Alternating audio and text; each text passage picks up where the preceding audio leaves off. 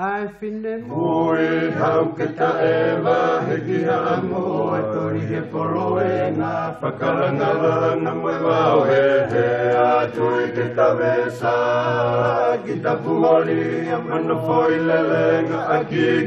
loi mohono ano vela le pai a hau he koe a whenga o whakalewelewa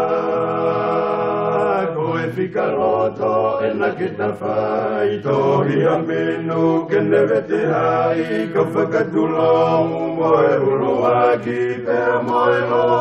pea moe hai pe koa si te ke umata ki he ki o tawa pea mo mamani o whetakini mama kure angalahi he kono tahi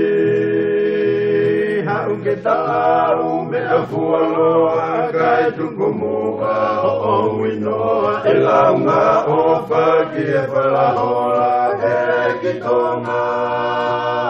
ka kua maulewa pe tukua ka tafoki ki e motuala ave ai a o tuku ki e a ana whawha koe whika loto e na ke ta whai tohi a menu ke newe te hai ka whakatulau moe urua ki pea moe lo pea moe hai Peko hasi tele ke umata ki e ki o tawa pea mo mamani o feta kine